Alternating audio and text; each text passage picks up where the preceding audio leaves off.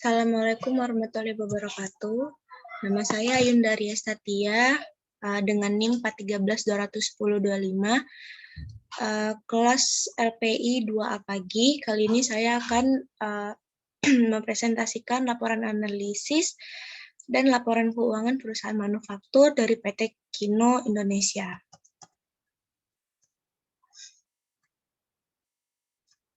Jadi nomor 1 itu adalah gambaran umum perusahaan. PT Kino Indonesia merupakan salah satu perusahaan customer goods yang telah diakui di Indonesia dan juga mancanegara dengan lingkup bisnis yang meliputi beberapa jenis kategori produk di antara lain ialah personal care, beverage, food, dan farmasi. Didirikan oleh Heri Sanusi pada tahun 1991, Kino terus berkembang dengan pesat seiring berjalannya waktu. PT Kino Sentra Industri Indo terus aktif menciptakan berbagai macam produk makanan ringan seperti permen, snack, coklat. Langkah besar lainnya dilakukan pada tahun 1999, PT Kino Care Era Cosmetindo, produsen dengan aneka produk perawatan tubuh untuk semua gender dan usia, mulai didirikan pada tahun 2003. PT Kino Care Era Cosmetindo melebarkan bisnisnya ke produk perawatan rumah di bawah naungan merek Sleek.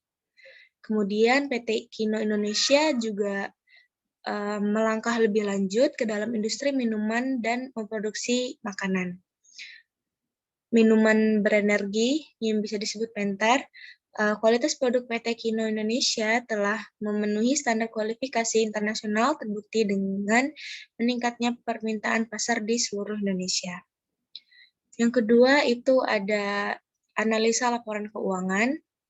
Yang pertama itu neraca. Terbagi atas aset lancar. Total aset lancarnya ialah pada tanggal 31 Desember 2019 yang tercatat senilai 2.359.563.811. Sedangkan pada tanggal 30 September 2020 tercatat ada 2.693.063.822.498. Selanjutnya ada aset tidak lancar, yaitu totalnya ialah pada tanggal 31 Desember 2019 tercatat 2.325.395.395.072. Sedangkan pada tanggal 30 September 2020 tercatat 30.903.240.327. Selanjutnya ada nilai persediaan, yaitu pada tanggal 31 Desember 2019 tercatat ada 224.744.299.981. Sedangkan pada tanggal 30 September 2020 tercatat dengan nilai 299.808.23.258, yaitu untuk bahan baku dan pengemas. Lalu untuk barang dalam prosesnya ialah pada tanggal 31 Desember 2019 tercatat 11.176.595.479.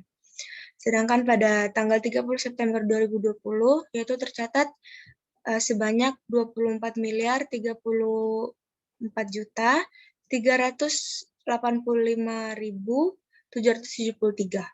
Lalu ada barang jadinya pada tanggal 31 Desember 2019 tercatat senilai 319.331.042.593.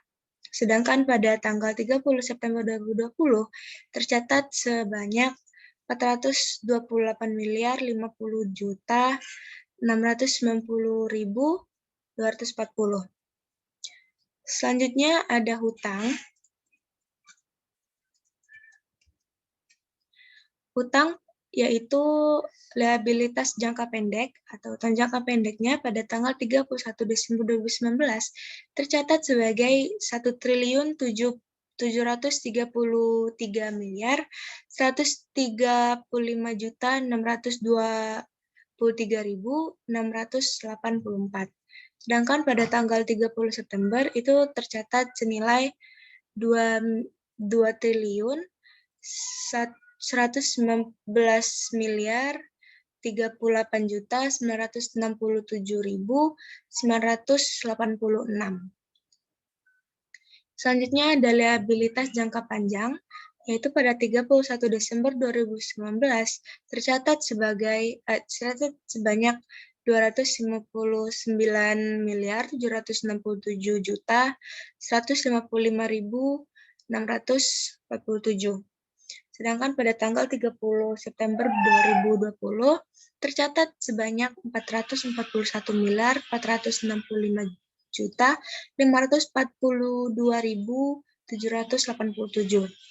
Lalu selanjutnya adalah total liabilitas, yaitu liabilitas jangka pendek dan panjang. Totalnya ialah pada tanggal 31 Desember 2019 tercatat sebanyak 1.992 miliar 902 juta 779.331. Sedangkan pada tanggal 30 September 2020 tercatat sebanyak 2.560 juta 560 miliar 504 juta 510.773. Selanjutnya ada total ekuitas. Ekuitasnya itu ditotalkan sebanyak pada tanggal 31 Desember 2019 tercatat sebanyak 2.702 miliar 862 juta 179.552. Sedangkan pada tanggal 30 September 2020 tercatat sebanyak 2.763 miliar 462 juta 552.052.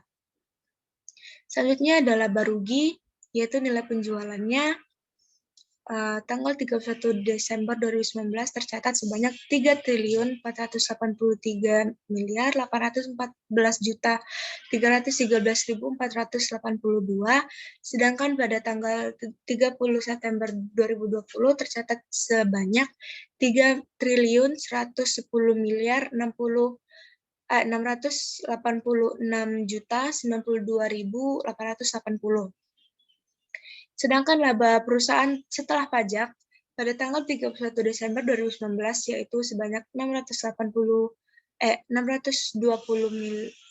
juta 580.546. Sedangkan pada tanggal 30 September 2020 itu tercatat sebanyak 323 juta 238.090. Lalu ada harga pokok penjualan. Beban pokok penjualannya pada tanggal 31 Desember 2019 itu sebanyak 1.856 miliar 363 juta 106.624. Sedangkan pada tanggal 30 September 2020 itu tercatat sebanyak 1.594 miliar 478 juta 535.222. Selanjutnya ialah biaya produksi. Yang pertama ada bahan baku, yaitu pada tanggal 31 Desember 2019 itu tercatat sebanyak 1.834 miliar 396 juta 929.027. Sedangkan pada tanggal 30 September 2020 itu tercatat sebanyak 1.696 miliar 163 juta 53.320. Sedangkan tenaga kerja langsung pada tanggal 31 Desember 2019 yaitu tercatat sebanyak 128 miliar 904 juta 497.662. Sedangkan pada tanggal 30 Desember yaitu sebanyak 105 miliar 109 juta 29.220. Sedangkan yang terakhir itu adalah overhead pabrik pada tanggal 31 Desember 2019 itu tercatat sebanyak 154 miliar 352 juta 484.447. Sedangkan pada tanggal 30 September 2020 itu tercatat sebanyak 166 miliar 596 juta 506.682. Lalu kesimpulannya yang dapat ditarik kesimpulan bahwa PT Kino Indonesia TBK mencatatkan beban pokok penjualan tahun 2020 yang berkurang sekitar 15,72% dibandingkan beban pokok penjualan perusahaan di tahun 2019. Total aset Kino meningkat 11,94% pada tahun 2020 dibandingkan total aset perusahaan di tahun sebelumnya. Alhasil, Kino mencatat laba kotor pada tahun 2020 atau menurun 12,34% dibandingkan laba kotor Kino pada tahun 2019. Sekian penjelasan dari saya tentang PT Kino Indonesia TBK. Apabila ada kesalahan, mohon dimaafkan. Assalamualaikum warahmatullahi wabarakatuh.